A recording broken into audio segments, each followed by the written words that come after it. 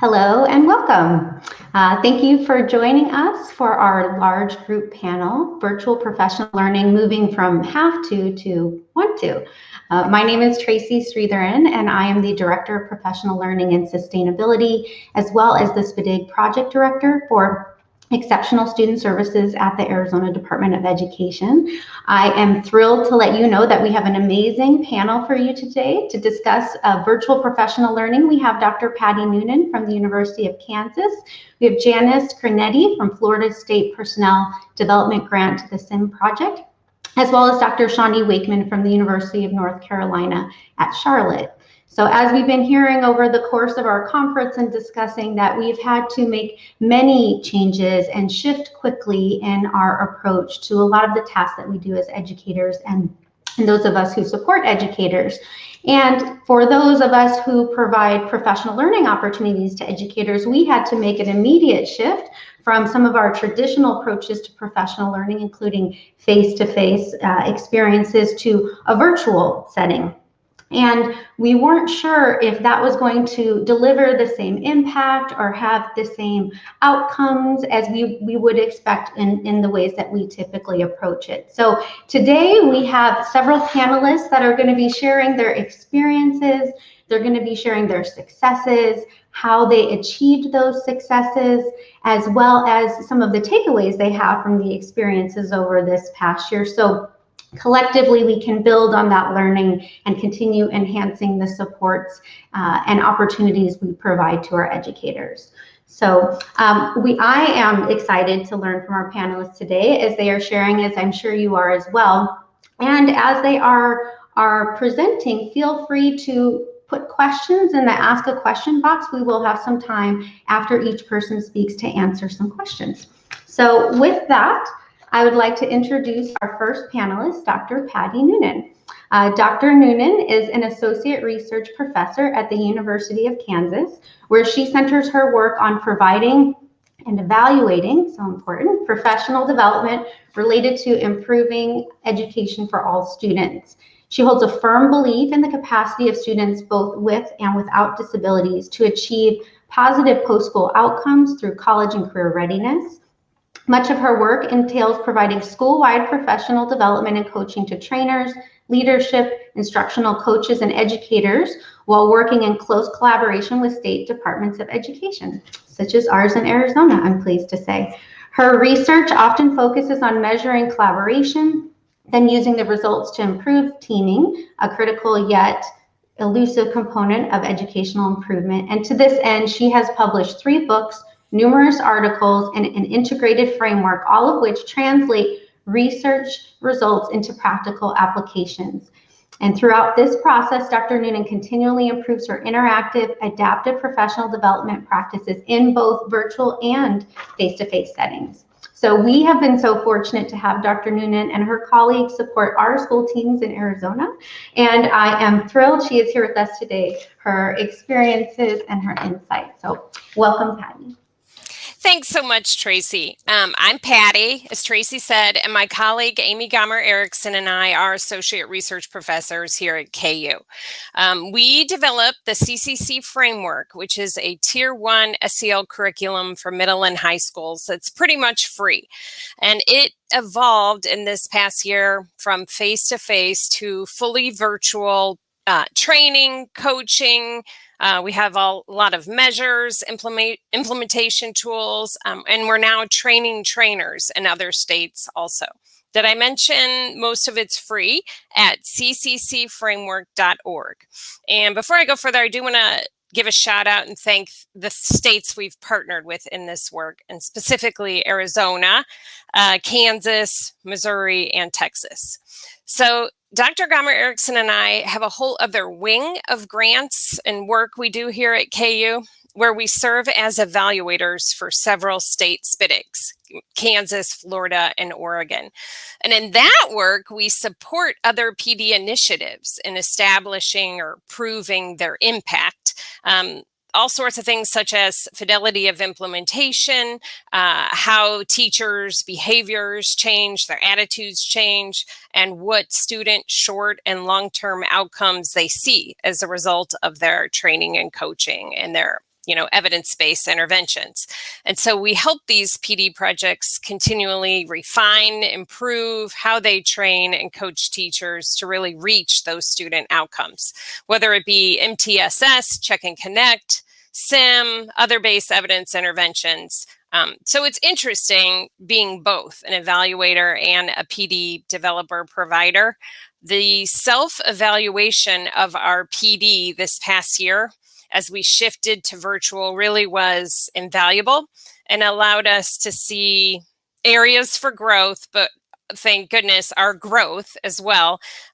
We also, I think, improved in determining our impact on teachers and students despite this challenging time, and have come out of it feeling like maybe in some ways we're in a better place than before. So I also want to thank Jennifer Coffey and the other panel members here today for including me. Because my role is unique as a PD provider and evaluator, I have huge respect for the other people on this panel. And I know what they've gone through and overcome this past year. And the common thing, I guess, that's impressed me is they have really accepted the challenge to provide high quality training and coaching, to continue providing it in whatever way they could, despite all the barriers. So, okay, so if you'd advance to the next slide, in our brief time together, I do want to talk briefly about how we shifted our PD and coaching to virtual and how we self-evaluated along the way and didn't drop the critical elements that are important to the work. And in the end, I said, we feel like we've maybe learned a lot and created something even better than we had before.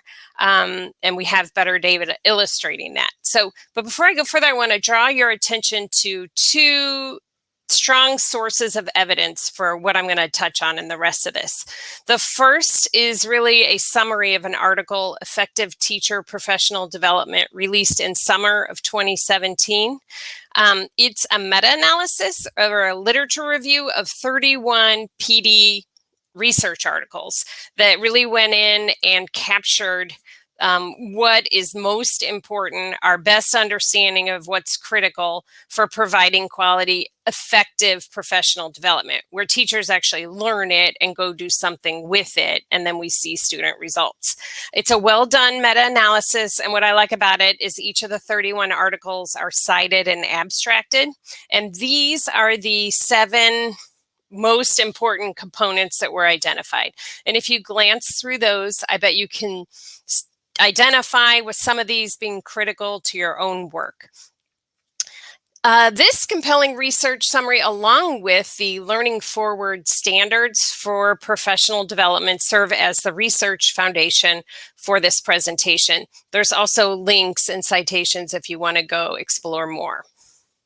So from the next slide, what made our virtual SEL PD successful in the past year? And by successful, I'm saying that I know that we provided what we wanted to provide in the best way possible, and that teachers learned it, implemented with fidelity, reflected, used their data along the way to make decisions, and that led to student impacts. Positive student impacts of growth. And how we did that, I would say it's all in this one statement. We took those critical elements that we know about of quality professional learning, and we just applied those same ones to virtual learning.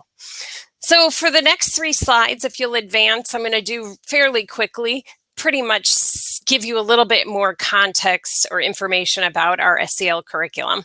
And then I'm going to move into some of the important indicators we addressed and our learning around it. Okay, so I don't know if you've seen this before, but Amy Gamer Erickson and I created this wheel in 2013. It has 26 competencies on it in 3 domains, and we created it to illustrate the need for an equal emphasis on intrapersonal, interpersonal, and cognitive skills, pre-K through 12. Each of these competencies has a large base of evidence behind it, proving that it can be taught, it can be measured, it's not an innate trait, it's something that we can influence in students, and it can be applied in various settings, so it's generalizable. if you go to cccframework.org, this wheel is actually interactive and you can roll over and actually see yourself research guides, which are literature reviews, Padlets, measures, all sorts of things we have collected that align with the evidence base that we house for teachers there. Okay, and then the ones at the top in bold are the ones that students have actually identified they need more supports in than the other ones. These floated to the top as thousands of students self-assessed. They were able to say what they needed support in learning and doing. It were these, so that's where we focus our professional development efforts. And you can go to the next slide. So we provide an ongoing training, coaching, virtual model now, right? And here's an example of 3 of the 6 competencies we work in. So each competency has about 9 to 12 hours of instructional practices or instructional activities that you can do to teach students the basic concepts. Just an example, if you look at assertiveness here, assertiveness is actually both of these components, and it comes really down to respectful written, verbal, nonverbal communication. And so when we teach teachers to then teach students how to be assertive, students learn the difference between passive, assertive, and aggressive. They use scenarios to identify these things in themselves and others. They learn about emotions in themselves, empathy, how to communicate their feelings better, how to listen, gain perspective. They practice creating 3-part assertive statements where they express empathy, they give their reason behind why they want something, and then clearly state their requests. So that's sort of an example of diving deep into one of the competencies. For USEL people, we have learned that schools focusing on one competency at a time for a full year is the way to go. We used to do more competencies at the same time, but we found that the implementation was sort of light and turned into more of a competency of the month or bell work or that kind of thing. And that it's really better to teach every teacher in a school all the nitty-gritty with a competency and then have them provide those instructional activities to all students, not just the students they think that need it. So all students have a foundational tier 1 understanding, and then make connections in every classroom, give practice with feedback in those same concepts. So we can go to the next slide. I mentioned we have tons of free resources and tools. They're at cccframework.org. Feel free to go there and explore them. We have teacher videos, student videos, all sorts of things. So let's go to the next slide. In our shift to virtual training and coaching, this is sort of what it looks like for each middle or high school that participates.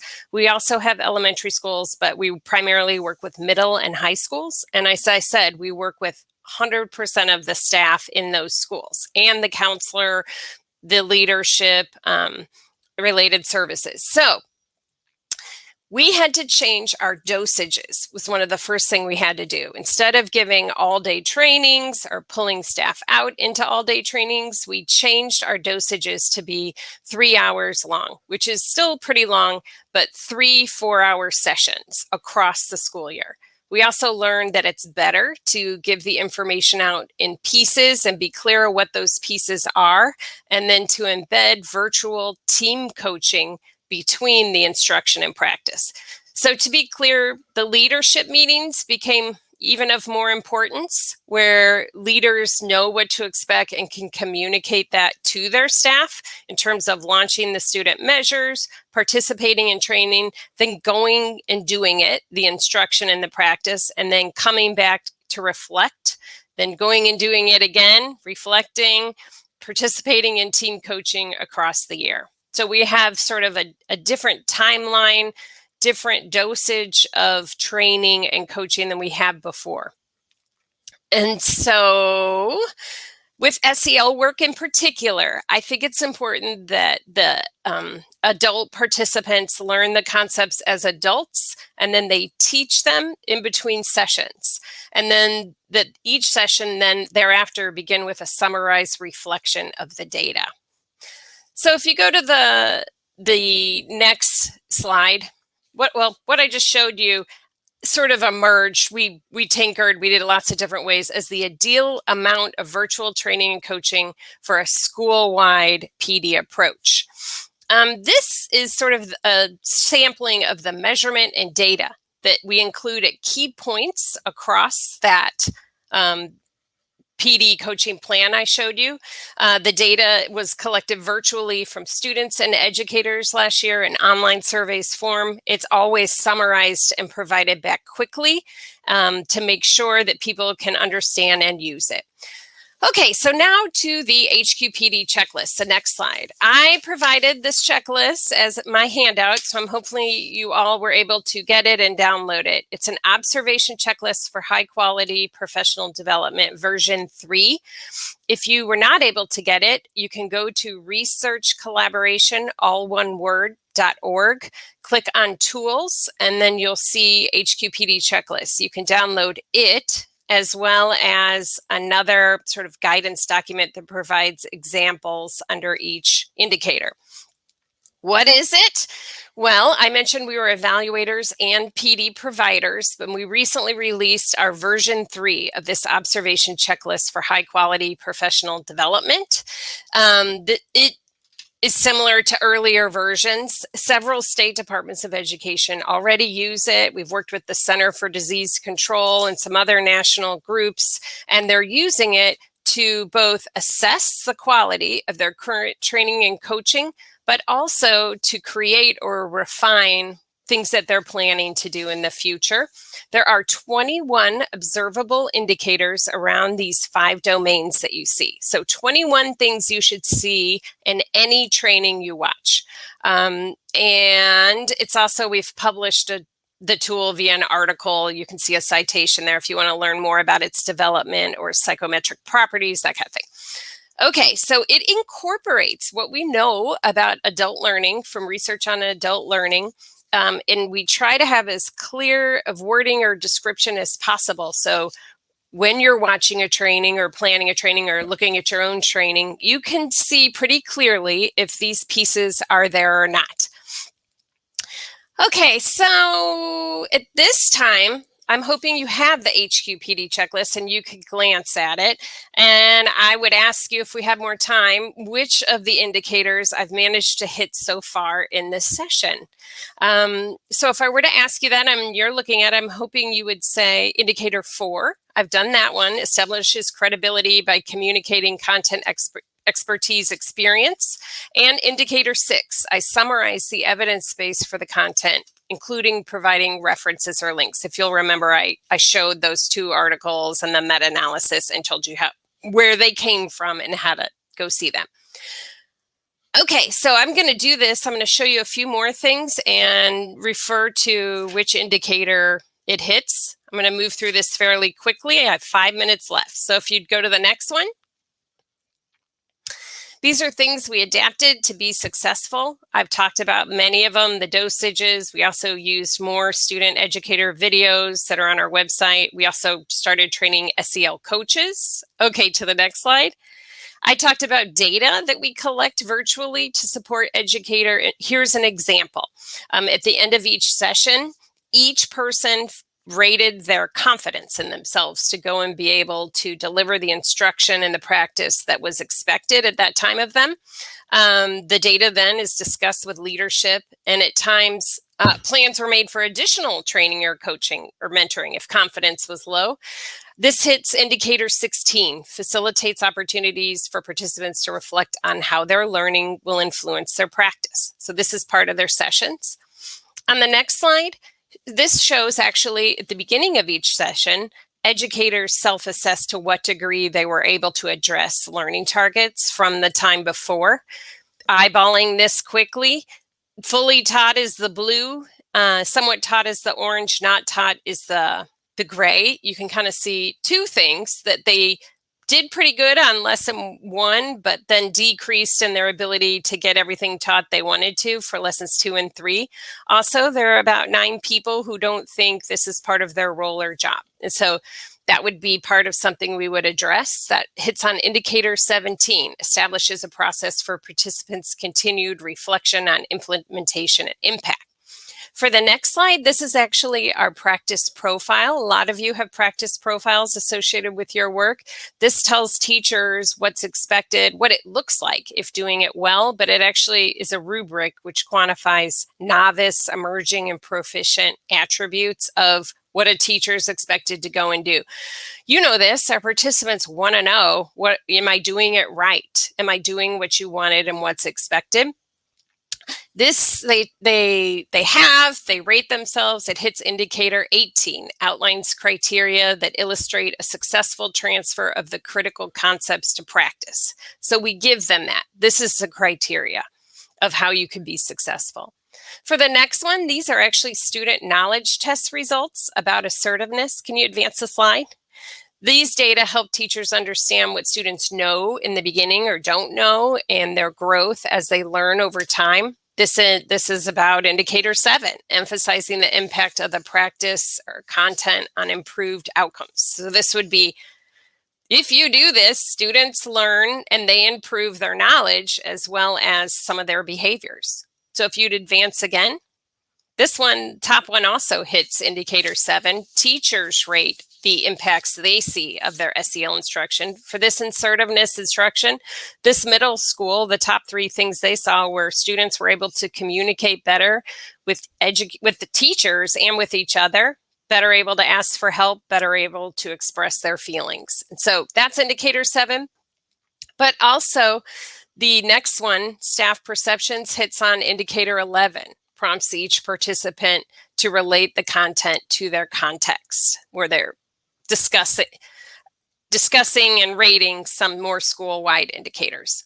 If you'd advance, we also have way more kid and teacher videos, student and teacher students talking about what it was to them, what the concept is for other students, for families, but making videos explaining what they've learned in their own words. In addition to educators making videos explaining what they did in each of their particular classrooms. So what they did in English language arts or in math or whatever to connect to and embed the content.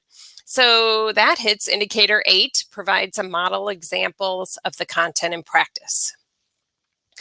And then, of course, like everyone else, if you'd advance the slide, we worked on sustainability through sort of more of a facilitated coaching session where participants co-construct Padlets, they brainstorm ideas, they reflect on what went well and what you should do in the next year, what you should keep, what should be different. And each educator is really given a voice in this way to inform what happens and what's continuing on and embraced in the next year. So here we're hitting indicators 12 and 13. The participants collaborate related to critical concepts and they practice these concepts. Okay, on a little bit more, this is some of our learning, but I just really want to emphasize the first thing, the next slide, what we learn. This is really what we learned. Number 1, we can do this virtual PD and coaching. We can do it and it can be of high quality and it expands access to more people. That's my timer. And engagement. If you'll go on one more. Here are a couple of questions for you to reflect on your learning when you have time from this session. Could you take this tool I've showed you and apply it to your PD? Could you pinpoint some areas for growth or renewed focus? And that's hitting indicator 16, by the way. I just did that in this session. So I'm having you reflect a little bit. And then one more slide, and I'm done. I'm hitting indicator 20. Provides resources and technical assistance for continued learning. I have shown you here, there are some resources you can go check out. Here's my contact information. If you're into this or ever want to talk about it further, please don't hesitate to reach out. And thanks for including me today. Thanks so much, Patty. I always love listening to you and learning from you, and I really appreciated you sharing your tool and how you've used it this year and lots of great examples. I especially appreciate that concept that those high quality indicators of professional learning don't change just because our setting does, right? We're still doing that, but in a different way. And so one question for you then is, which of those indicators do you think professional learning providers experience the most excuse me, the most challenges with applying to a virtual setting, or even in your own work? Which of those presented the biggest challenges? So I think we have done a really great job in engaging and maybe even contextualizing the content and preparing for learning, the first 3 domains.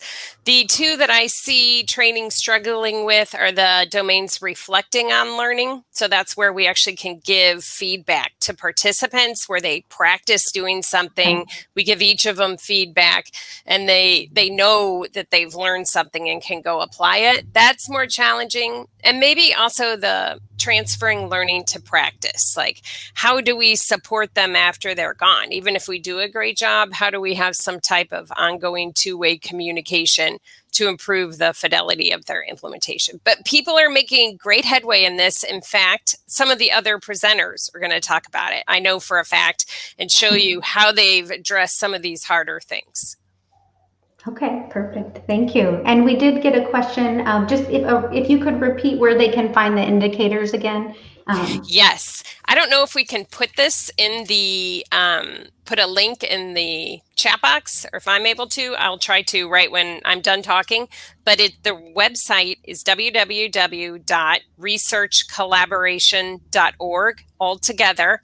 And then if you click on tools, it's one of our tools. Perfect. Thank you, Patty. Thanks so much for joining us today, sharing all of your excellent work. Thank you. Thanks, Tracy. Thanks, Patty. All right, next, I'd like to welcome our next panelist, Janice Cronetti. She is an Assistant Project Manager of Florida State Personnel Development Grant Strategic Instruction Model, or SIM, program, and she serves as the project's lead for District Capacity Coaching, which supports scale-up and sustainability of grant initiatives. Janice has 30 years of experience as an educator, including 11 years as an instructional, is a certified equity champion for Pinellas County Schools, serving as a continuing education facilitator for that program. She's the winner of state and national leadership awards from the SIM Network, a passionate believer in the game-changing power of high-quality professional learning and the critical roles that coaching and collaboration play in it. So I am very excited to hear your sharing today, and thanks for being with us, Janice. Thank you, Tracy. So we can go to the first slide. I will be talking about one of our biggest professional learning pushes are the multi-day institutes that we do in the summer.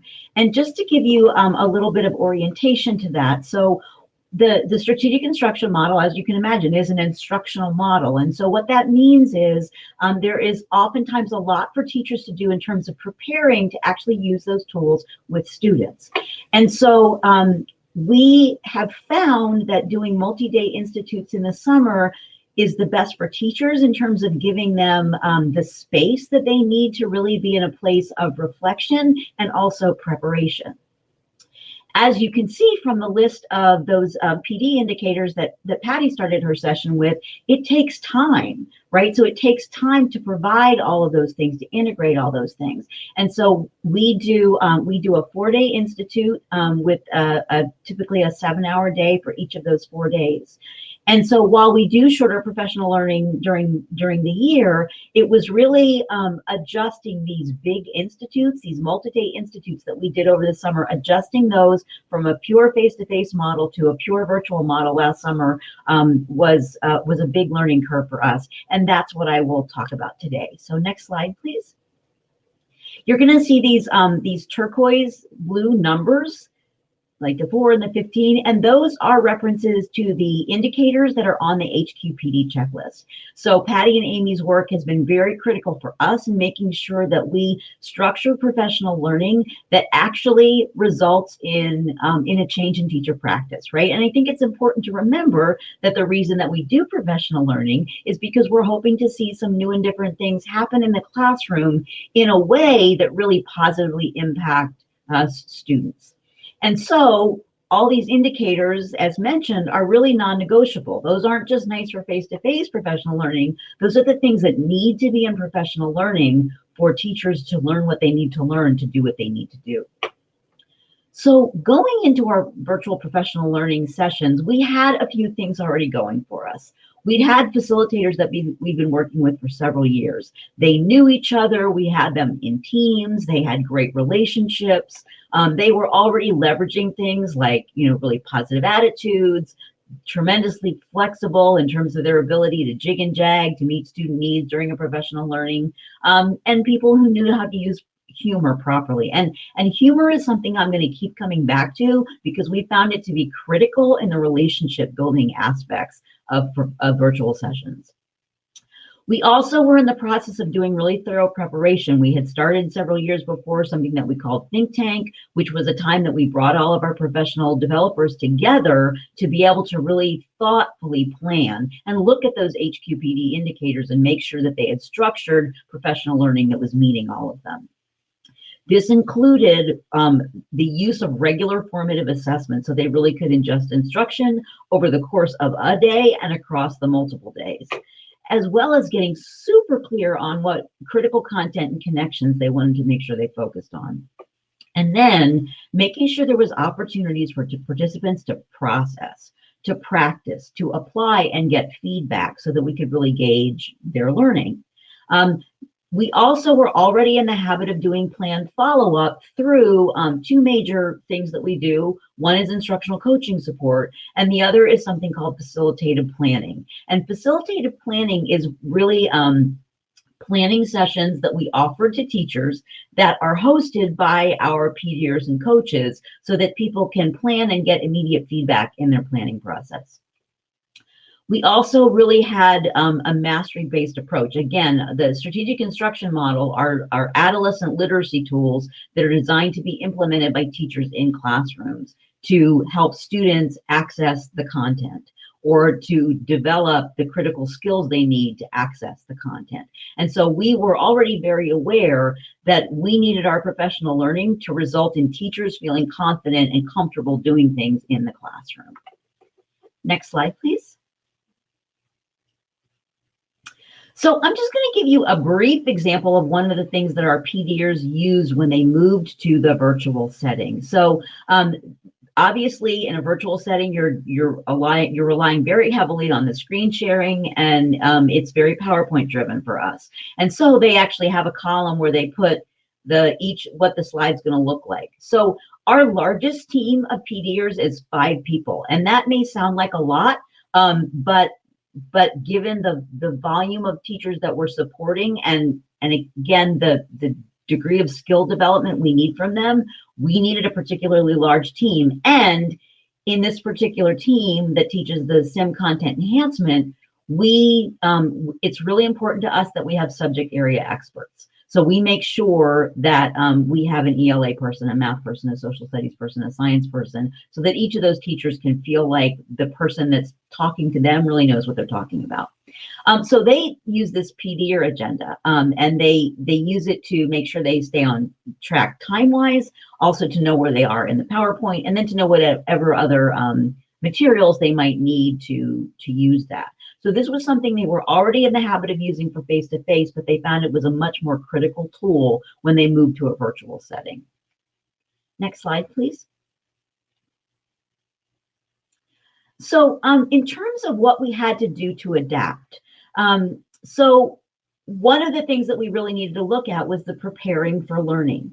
We actually made the decision to go ahead and mail hard copies to things. So there are, again, the content enhancement routines that we teach, those are templates into which the teachers drop their content standards. So we know that some people need to do that paper pencil. So we felt it was really important for them to have hard copies. Both content enhancement routines and the learning strategies, which is the other arm of SIM, have teacher guidebooks or teacher instructor manuals that really guide an instructor through implementation. So we felt it was really important for folks to have those with them during the professional learning. So we actually went ahead and mailed stuff out, and it was, it was definitely a big effort energy-wise, but we know for some of our participants, particularly that aren't that comfortable in the world of technology, those hard copy materials really made a difference in their ability to participate actively. Zoom is the platform that we use. And so we did orientation sessions. So like the Friday before a Monday Institute started, we have a tech person that does some part-time work for us. She would have an orientation session where people could just come into the Zoom link and get the very fundamentals of interacting with Zoom, so that pressure of the basics was off of them when they arrived for their first session. They could really shift to being open to the content that we were presenting. We also gave them things to do beforehand. Not only is this part of the HQBD checklist, but we had heard, expect everything to take longer in a virtual setting. We definitely experienced that was true. And so we felt like we wanted to take off some of the crunch in terms of, running out of time, by giving folks some things to do beforehand. So we had a little bit more flexibility in our daily schedules. And then, as some of you have identified in the poll, one of the biggest challenges to the switch to a virtual platform is the relationship building. I mean, we're educators. We understand the power of relationship and how critical it is. So how do you do that when everything is 2D rather than 3D? I'm going to show you a tool that we use in just a second called the Tiny Classroom, which we found to be very helpful.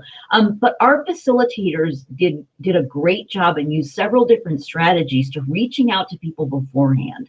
They had these digital coaching cards with, if you go onto the handout for my portion, the sim section, you'll see that there is a resources link. It'll take you into a folder where there's some examples of some of the materials that we use. And there's an example of a digital business card in there that gave them an opportunity to introduce themselves beforehand. And they heavily used Bitmoji throughout the PowerPoints. So next slide, please.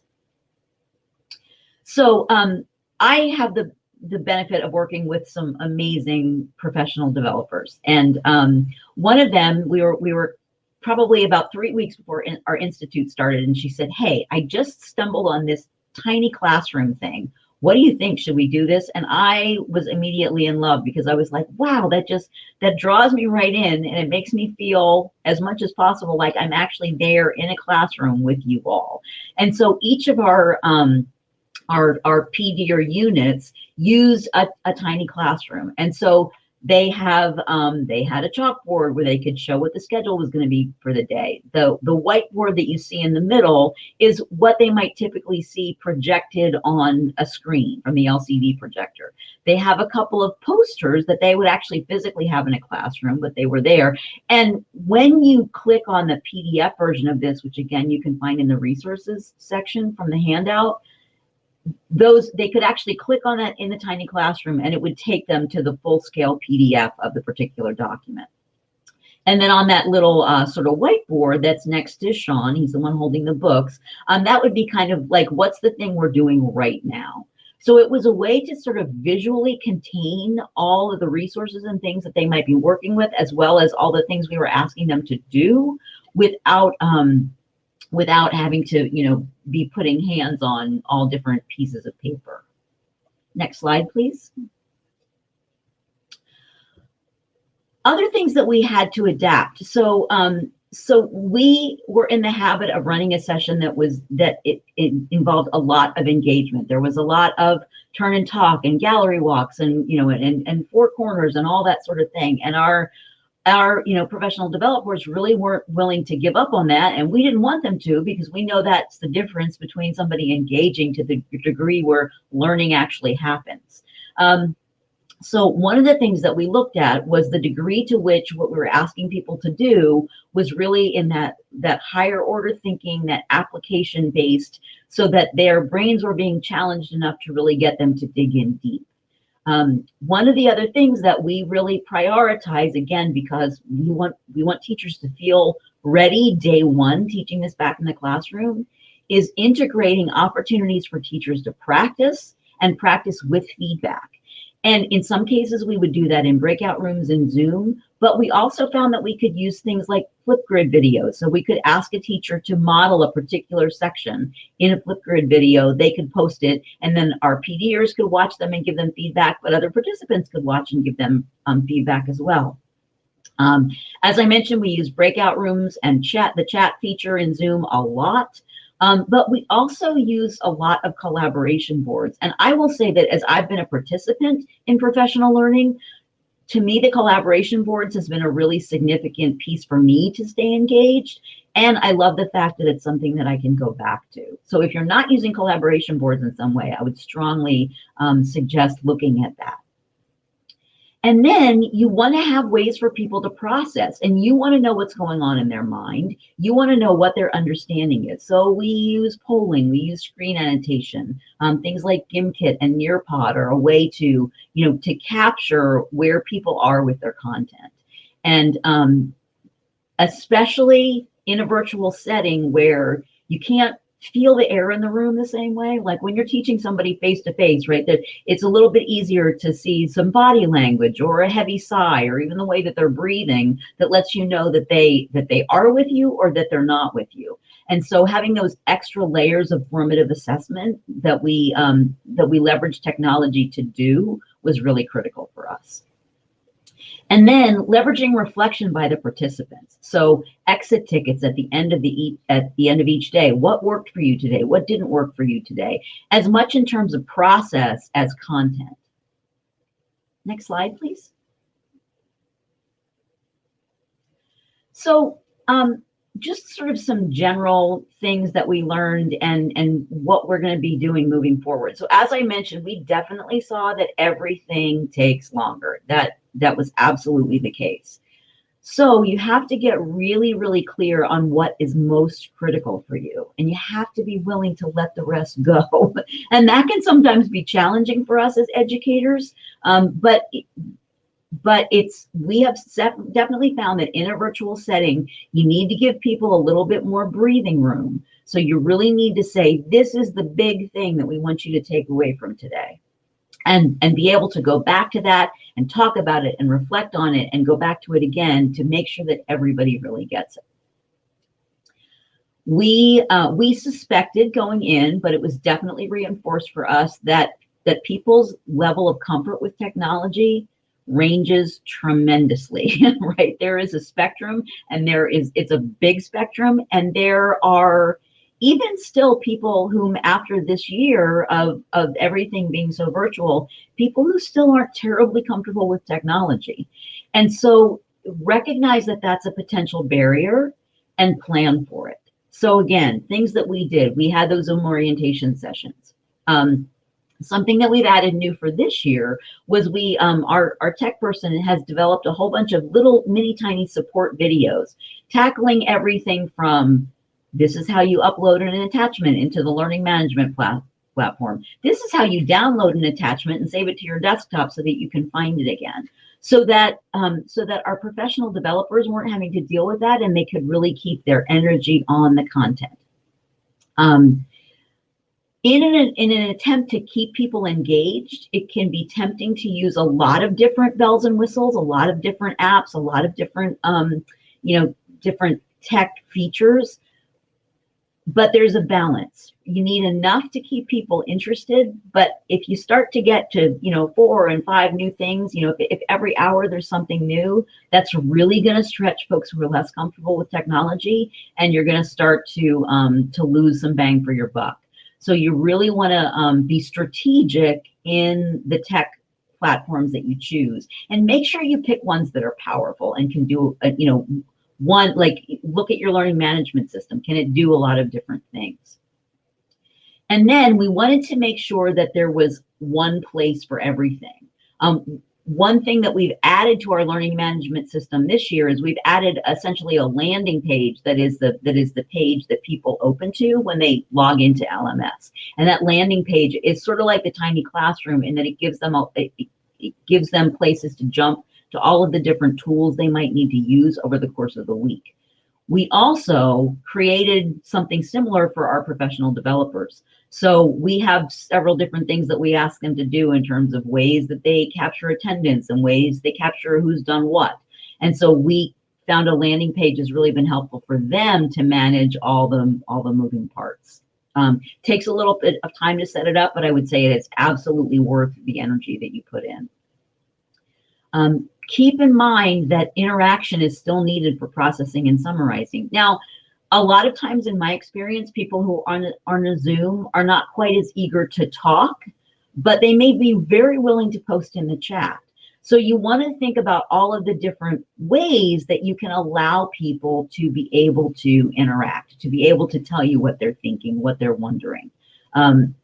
We have documents that that we create that were part of the paper handouts that people got, where they could capture their ideas, where they could do some summarizing. But then we also have tech platforms that, you know, again, we heavily use the chat feature and the Zoom, the annotate features in Zoom. We found that's been a really powerful way to find out what's going on in people's brains. And of course, keeping in mind that if we really want people to leave with a measure of confidence and some degree of mastery, they have to interact with ideas multiple times over the course of those 4 days that they're with us. So those different tech platforms and documents allow our participants to go back to ideas multiple times so that they can really build that solid foundation. Even the best facilitators, and I'm not going to, mine are amazing. I know I'm a little biased, but I'm really so blessed to work with the folks that I work with. But even they can only do so much at once. And for many of our facilitator teams, there's only 2 of them. So typically that means one person's teaching and one person's sort of serving as the producer and handling the tech side of things. But even with 2 people, if you've got 30 people in a virtual setting, that can still really stretch them. And so one of the things that our facilitators has found to be very valuable is there are certain sections that they might record ahead of time. They might make a video of themselves modeling something so that they can show the video and then be responding to participant questions or whatever in the chat while the video is showing. So preparing either recorded things like that you use synchronously, or the other thing our facilitators do, and this is to help with the Zoom fatigue, because we still do these full day professional sessions, and that can get really draining on a participant over a period of time. So they build in asynchronous sections where it'll be, okay, you're gonna read this and respond to these questions, or you're gonna draft this device, or you're gonna prep this first part of the lesson. And that's something that if they want to actually turn off their computer for a minute, or at least mute the video, mute the sound, they can sort of have eyes away from the screen for a while. They can get up, they can take a break if they need to without feeling like they're going to miss anything. So we found those recorded and asynchronous portions to be really helpful for not only supporting our facilitators in what they have to manage, but also in helping people take care of themselves in a way that they can continue to participate in a full day session. We surveyed people at the end of last summer because it was the first time we'd ever done this totally virtual situation. And we were just curious, would people want to keep doing that, or would they want to go back to face-to-face? Because we'd heard from some people, oh, this is really hard, I really would prefer to face-to-face. And yet when we surveyed people, 90% of participants said they preferred the virtual setting. So we're in Florida, and we run statewide institutes, and so a lot of times we had people, they were driving for sometimes 6 hours, one way. They were often like 4 or 5 nights in a hotel. That's time potentially away from their family, and so was asking a lot of people in terms of that, and so a lot of folks really found that they were fine, being able to stay at home and manage their lives, but then be able to attend in a virtual setting. So not only did we continue virtual sessions this summer, but we also did more virtual stuff during the year. Now, this is something that we've been trying to do for a while because of the economy of scale, right? Again, Florida is a big state. When we do statewide events, obviously doing them virtually is cheaper, and it's more efficient, and it allows more people to participate. But we hadn't been able to really get people to buy into the virtual sessions before we did the virtual institutes. But having done the virtual institutes, we are seeing a much higher participation level in the virtual things that we're doing during the year. And what that's allowing us to do is more facilitative planning and more virtual coaching. So our virtual coaches meet with people at least once a semester, but it also puts them in a much better place to provide sort of informal coaching anytime a teacher is looking for it. Next slide. So I'm going to take a minute and let you do some processing. So when you think about the professional learning that you're either planning for, or maybe you've done it, now you're reflecting on it, what do you think you might want to add in terms of preparing the learners beforehand, engaging learners during the session, or even supporting the reflection that's really going to help people transfer their learning to practice when they're back at schools?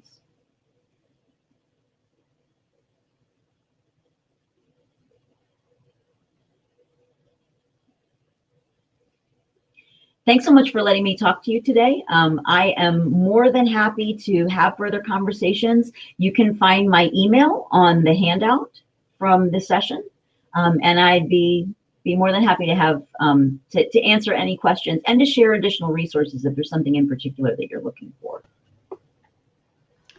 Thanks so much, Janice. I so appreciated what you shared today, and I resonated with your comment that it's hard to feel the air in the room. You know, as professional development providers, we're always using formative assessment in lots of different ways to assess if they're with us and are they learning, and then the many other ways as well we collect that information. So the ideas that you shared, I think, are excellent strategies for being able to do that, but in a virtual setting also. So I appreciated that. We did have a couple of questions from the audience. One person was asking about the link to the tiny classroom, and I just want to let folks know that you can access the information from this session in the resource library. Janice, there were some comments, comment about the importance of low incidence special education expert teachers being critical for collaboration, co-teaching, and coaching, especially TDI and HI. And then some questions about how are we making accessible those, like how to make the tiny classroom fully accessible for screen readers or those, you know, participants with visual impairment. So can you speak to any work that you did over the course of the year in terms of how you considered accessibility in the virtual setting? Zoom does offer the transcript feature, which is really helpful. And again, so if you set up something like a tiny classroom correctly, then and name it correctly, then somebody who's using a screen reader or should be able to get to that. And then again, really the tiny classroom is just essentially a PowerPoint slide. And we link from that PowerPoint slide to any of the other resources. So whatever form your resource would have already been in, you can just link it that way. And then if you make sure that, again, that you name the picture correctly, then it should work with the screen readers. Okay, good. Thank you for answering that.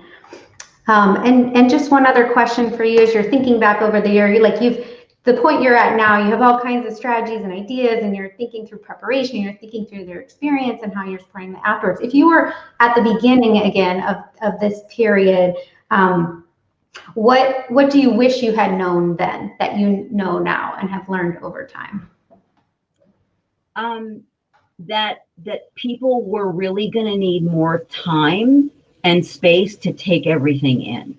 Mm-hmm. So, you know, and more so than I think what is true in a face-to-face session. So that, you know, because for a lot of people, it was their first time really doing anything significant in a virtual setting. They were managing their angst about technology along with the content. Mm-hmm. So just recognize and you know, and interacting and receiving information in ways that they were different. So just recognizing that takes a little bit more time, and thus you just want to plan a little bit longer for anything that you would do, which means deciding what's absolutely critical and letting the other things go for some time in the future. Right. Yeah. I would say we experienced that also, as well as for my own PD providers. You know, we had different levels of comfort with technology, just like you. We've also thought that, you know, having more virtual options for the state of our size would be very helpful in terms of access for many people, but it wasn't something we were doing regularly. So I also learned, you know, in addition to our participants, that our team had to take the time, you know, to learn and have some facility with those platforms as well. And that took a little time as well. We got there, you know, but it was a lesson learned on our end too. So, but I appreciated your comment about how you set up your participants for success with technology before your session even started. So your session was focused on content and their engagement and not the technology. So thank you for that too. All right, I think we are ready to move on to our next panelist. So I'd like to welcome our third and final panelist of our session, Dr. Shawnee Wakeman. Dr. Wakeman is a clinical associate professor in the Department of Special Education and Child Development at the University of North Carolina at Charlotte. Her research interest includes access to the general curriculum and how it is enacted for students with significant cognitive disabilities in a variety of settings and special education teacher preparation, including EdTPA. Dr. Wakeman is currently the principal investigator or co-principal investigator on several federally funded projects, including Project Impact, Inclusion Made Practical for All Children and Teachers, and the TIE Center, Increasing Time, Instructional Effectiveness, Engagement, and State Support for Inclusive Practices for Students with Significant Cognitive Disabilities. So in a moment, Shawnee is going to be sharing with you, but just as a heads up, there is a poll on the website. You can go there now if you haven't already. There are 2 questions for you to answer there. Related to contributing to successful virtual professional learning and barriers. So that is there for you. And welcome, Shawnee. Thanks for joining us today. Thank you. So I represent a team at UNC Charlotte, Dr. Alicia Saunders, Dr. Rob Pennington, Mr. Brett Serrato, who you're going to see in several of our videos, so he's the star, and Dr. Lynn Alvin-Dazelle, who work on a model demonstration project called Project Impact, that has the purpose of increasing comprehension outcomes for students with extensive support needs by providing training and coaching to educators, both special education teachers and paraprofessionals. We also work with gen ed teachers, but for the point of this, we'll talk about those 2, the special ed teachers and paraprofessionals, to use evidence-based practices within their literacy instruction in separate and inclusive classrooms. So last year, we, like everybody else, had to switch gears significantly to support our participating teachers. And the district had said, if you want to do this, you're going to have to do it online because we're not going to be able to do anything at the school. And so we said, okay. So, which was, it turns out to be a great thing. It forces us to think differently about how we do things. So the presentation today is going to be the outcome of our work to support those educators virtually through online training and coaching. And I'll spend a lot of time talking about the online coaching. There is a handout today in the resources for today's presentation that'll have a link to our website, as well as some of the tools that I'll talk about today. So if you haven't filled out the poll yet, please go to the poll. There are 2 polls, and basically it's about what do you predict is the biggest contributor to successful virtual coaching, and what is the biggest barrier to virtual coaching. So if you go to the next slide.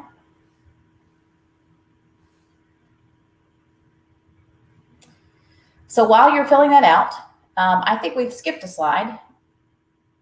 Oh, nope, maybe. Yes, well, so there is supposed to be a slide in here that will have that will have an explanation for you, and I'll just kind of jump into that and explain a few things, even though you can't see it. This past year, we moved our intervention from a face-to-face to online for instruction and coaching. So we were able to work with some teachers and paraprofessionals, and we worked with one in a dyad that in a single case research design. So one of the teachers was able to increase her fidelity for implementation for using the system of least prompts. She increased it to 100% after the training, and after 5 instructional days of coaching, it stayed basically almost at 100% throughout that. We also coached a paraprofessional to implement constant time delay in a virtual format. So she also received training and coaching, and you'll see her in some videos later on. In the middle, we used a virtual training package. We used Articulate Rise to create online modules, and we used Canvas as the learning management system, where we had assessments and which housed all the materials. And just as Janice was talking about, we used Canvas because it could do so many things and was the landing place for all of our teachers. We also used GoReact for as a coaching annotation software. So our teachers took videos of their instruction. They did their instruction in Zoom. We worked with the Charlotte-Mecklenburg schools, and they did their instruction for all students last year in Zoom, basically, for a while. And then they did the transition, and you had some kids moving in and out of instruction and so forth. And we had about half the students in our population, students with extensive support needs, stayed in an online format and had that choice to do so. So we had folks teaching fully online. And so the teachers would record their Zoom recordings and upload those into GoReact, and they could receive coaching either live, which we did, and I'll talk about that in a little bit, but they also could do it in their video format, where we could provide them coaching and they could ask questions to us as they reflected on their instruction, which again, when there were lots of bad things that happened last year, but some of the good things was many of our teachers, they don't get to see themselves teach very often.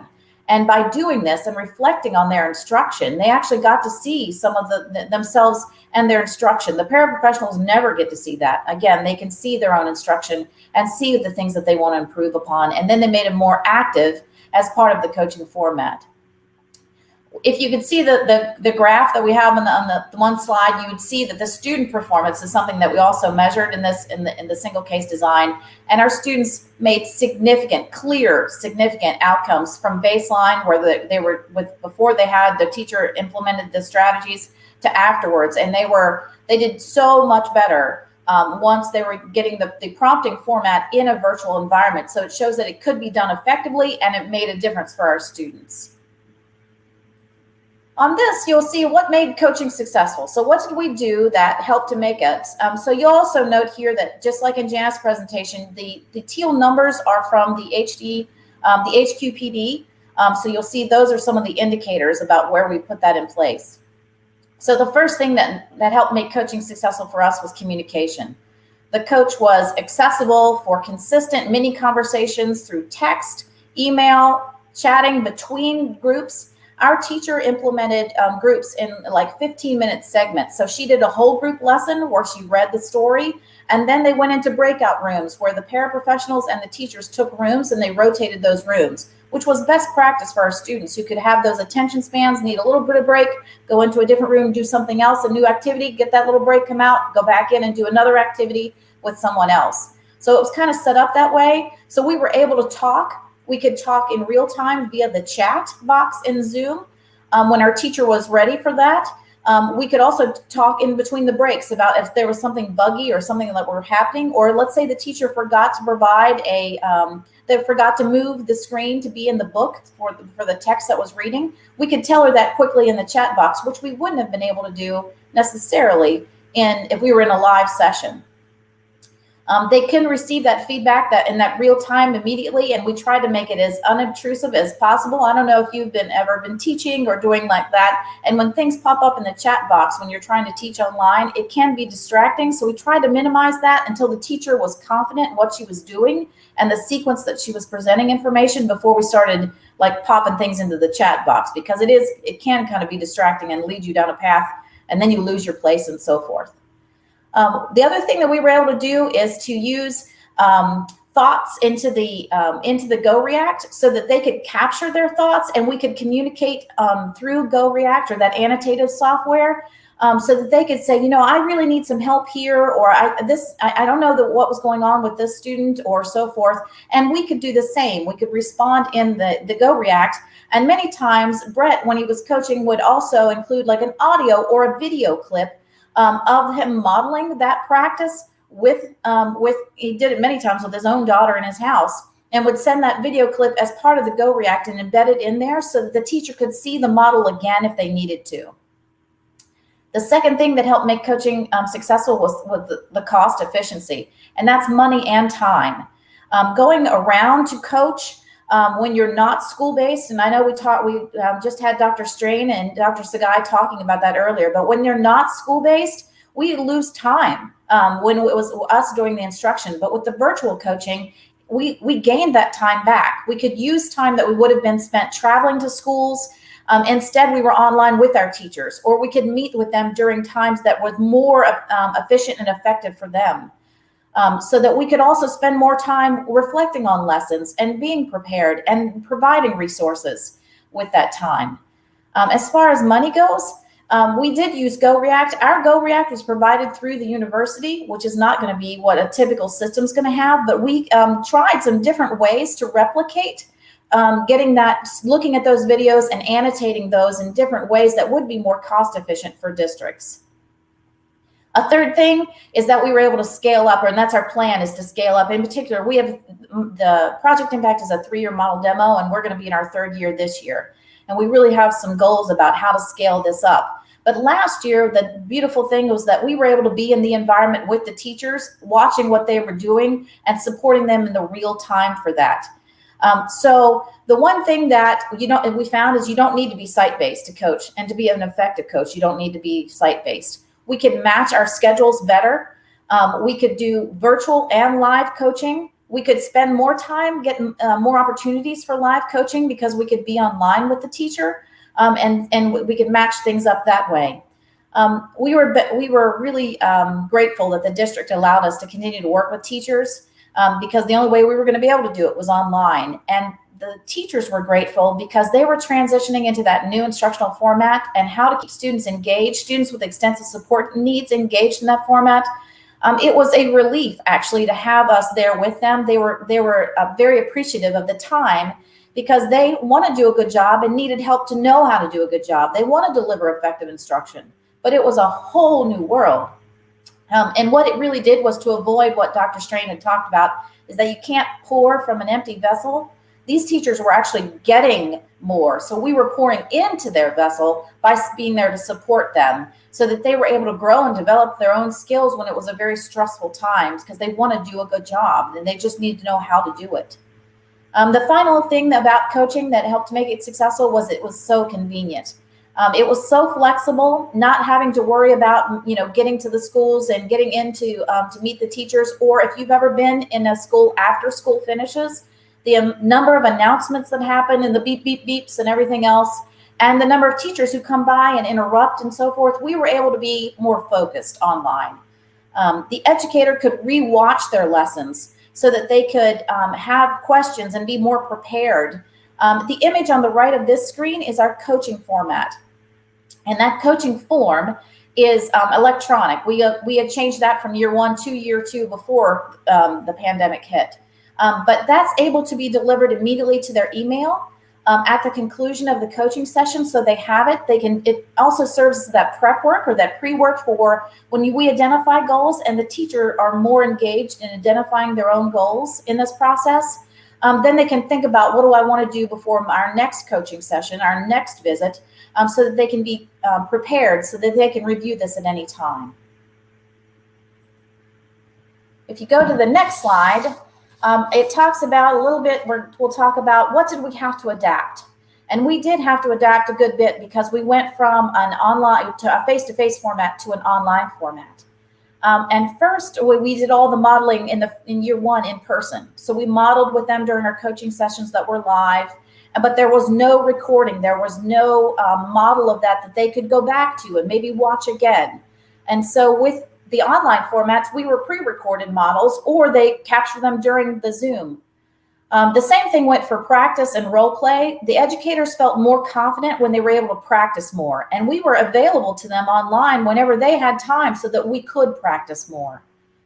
Another benefit that we saw was that we saw what their online instruction was like.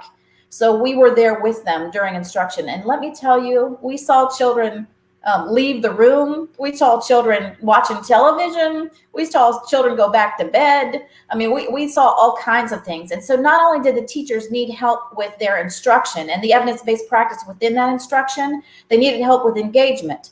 And so while we wanted to meet the goals of the grant and support them with that, we were able to help them on several things. Again, to help build that rapport and show that we were there to support them. We were also able to say, you know some of these things. You know these strategies, these evidence-based practices. Let's look at what they would look like in an online format. So for example, in the constant time delay, some of the students needed to have their own cards to be able to bring things up to the camera while things were going on. And so they needed some more materials that we needed to provide in their homes so that they could be more engaged in the lessons. The coaching sessions, which is laid out on the coaching form that's scrolling through here, had to be well planned to avoid any confusion that could happen from the internet connections, things going up and down. We got kicked out of Zoom. They got kicked out of Zoom. And there were lots of things that happened with the technology, and people could be prepared for instruction and for the sessions because we had multiple formats that we were trying to use for coaching. And so we also use the form again, as I said, for their pre-observations for their next meeting. And they could use the evidence from these coaching forms in their teacher evaluation systems. That was a whole nother process that was new for the teachers. How am I going to be evaluated this year? And they could use some of the evidence. The coaching form could prep them to be prepared for some of those standards on their evaluation system. If we go to the next slide, you're going to be able, oh, this is the slide that I was describing before. Somehow it got moved down, but you can see the graphs on the slide. So again, if I remind you, the blue line was the teacher, the red line was the paraprofessional that was after training. You can see that they hit some really high marks. The rotating screen in the middle is Canvas and Articulate Rise. The modules in Articulate Rise were, again, helped us chunk out the training so that because we had a full day training, like Jana said, before, where we would work with the teachers, and we had 2 days of the first training. And we were able to chunk these into parts and give them 2 weeks to go through the modules so that they could take them in snippets instead of having to go through all the training modules at a time, so they could almost go at their own pace, which they liked. And they also liked being able to go back and look at things again. If they didn't understand it the first time, they could revisit the modules. The image at the bottom is the teacher recording a lesson. You can see the materials that she's projecting to the students, and you can see the students and she are in the window in the middle, so that she would have the story projected for our students, as well as the response cards are on the left side of that screen, or on the right side of the screen. The story's on the left, the response cards are on the right, and she could help use supports and resources to help show that only one set of questions at a time, depending on the students who needed. We had some students who didn't need response options. We had some students who only needed to see the question in the response option. And so this allowed her to be able to do multiple things, and we could use the technology to provide that instruction effectively for the students to most simulate what it would look like in the classroom. The graph, again, on the right is our student responses. And you can see clearly in the graph, which I'm glad you get to see, is that how well the students did. Once the teacher introduced them and introduced that student into the intervention with using the system release prompts and the constant time delay, you can see what happened for their responses. All right, if you'd like to go to the next slide. So this slide has images as well of the coaching that allowed us to use lots of different technologies to support the educators. Many of them, particularly our paraeducators, our special ed teachers, none of them really had ever taught online with this population. So we were able to practice with them several times for the logistics of what it was going to look like. They had dock cameras, which I was jealous of, by the way, that they had at their home that they could use. And so we took advantage of many opportunities at different times. We met with them prior to instruction. We met with them during the transitions between their groups, so that we could, again, show them. The videos make it nice as well, because we could show them their victories. Look at how well you did here. For some reason, the educators are not as ready to celebrate their victories or see the good things that they're doing. In the video, they couldn't deny them. Look at the great things you're doing here. But we could also point out, maybe here's an area to grow, or here's a model of what that could look like a little more fluidly, or let's problem solve through this. And you're going to see a video in a minute of the paraeducator and Brett talking through some of the logistics of how is this going to work. Educators had constant access to the feedback that we were able to give them, but they could also think about it and process it about what they wanted to accomplish so that they could be more successful in their instruction. Okay, so now if you'd like to go to the next slide, it is of 2 snippets. There are 2 videos here that I want to show you. This is of our paraprofessional, and this was early in the process during her training and coaching. She was teaching in New York at this time. She had gone to New York to see her mom and then got stuck there where they couldn't leave and they couldn't do things. So the virtual environment was a beautiful thing because she could still teach. Even though we live in North Carolina, she was still employed and could still teach here. And we were able to coach, and she was able to do the training and everything. So she was able to do this from New York. So if you'd like to show the little snippets of the videos. Right there. Yes. is, so flip on your document, I wanted to Cam. do Are you that. able to write on that box? Yes, I wanted to Put do it. X's. So let's do that now before we start. So that way you can make sure the cards, because sometimes it starts to shift and like only a part of the word is on there by the end. Okay.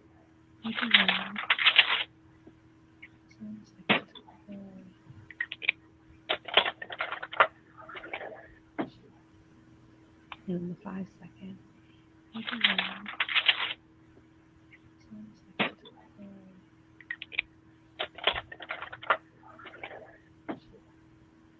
In the 5 second.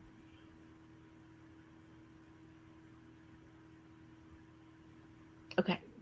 Yeah, we talked about that yesterday. I practiced with Rachel, and she said, hey, I could probably draw my little boxes so that the cards would just fit perfectly, and I wouldn't have to estimate. So that looks perfect.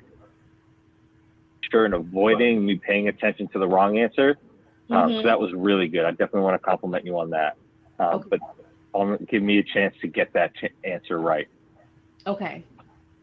Okay. All And right. I mean, I saw that you were trying to not be attentive, and then I was wanting to bring you back, and I think I just kind of jumped the gun, like to be like, oh, here's the answer. But I get it. I should have waited. So check my eyes. Check my eyes before you offer that question, because I'm making notes in my notebook, which actually serves as a good distractor. So make sure, like, if I'm not paying attention, you want to get my attention before you give me that stimulus. Okay. Okay. Got it. And that initial request. Okay. All right. All right. Here we go. Brett, this word is poison. Say it with me. Poison. Good. Poison is something harmful that can cause you to be sick or die. Poison.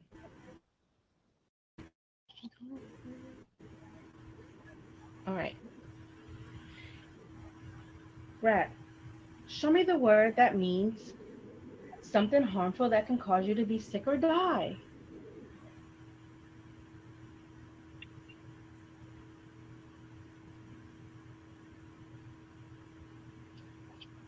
Poison. Something harmful that can cause you to. Okay, so you can see from the videos again that we were able to practice, that we were able to provide feedback, that she was able to do things logistically to see how things work. So there's a lot of benefits that we were able to do with just the two little clips that you saw there. If you'd like to go to the next slide. So what did we learn? We learned several things, and Janice actually talked about one of these that we learned immediately, that in a personal, when you go to someone's classroom, you're looking them in the eye, it's a much more personal experience. It's more like having a discussion than it is online. You can, trust me, I know I teach undergrads. They look at their phones. They're just as bad as our students watching television, or there's something going on in the background or something and so forth. And it's less engaging. It's less personal. And so building that rapport with folks that you might not know can be a challenge. So we spent more time with them. We made sure that we went online and that you spend a couple minutes and you talk about what's going on for them. You talk about if you know their children, if you see them in the background. I have a cat, which I'm glad you don't see today, but she normally shows up, and just to engage in something personal to make those kind of connections. So you have to work a little bit more in that online format to make sure that it's more personal, that it's more encouraging, that it's more comfortable for the teachers and the paraprofessionals we were working with. We also found out about time. There were less interruptions online. We could start on a timely fashion. It seemed like when we had Zoom, because of the way that the structure and the schedule worked for the district, students joined Zoom and they left Zoom on a certain schedule. Whereas in a classroom, the schedules can get a little, waffly about when things start or when things end. As long as they get to lunch on time or recess, we're good. But other than that, it was a lot more fluid. Online, it was pretty structured, and we could be more dependable about the starting and the finishing of class. They also could access more things. We could provide them more resources online, whereas we didn't have to go back to campus, or we didn't have to go online, and find it and then email it later. We can give it to them more readily when we were in that online format. We could share, just as you're seeing the slides today, we could share the coaching forum. They could see it. We could talk about it. We could watch videos online together. So we could do more things collaboratively because we were together in this online format that supported some of those resources. Also, we found out that during our observations, we turned our cameras off and we didn't say anything for the most part.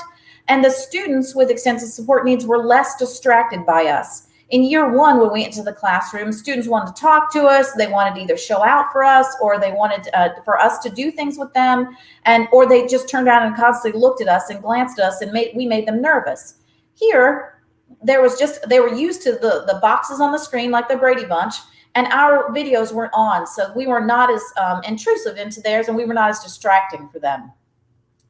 What was not so different, while the instruction time online could have been less frequent, and it was many times as they got literacy instruction where they might have gotten more time in the classroom, the instructional time that they spent, so if they got an hour, they spent that chunked up in times as I described earlier, and that was the same.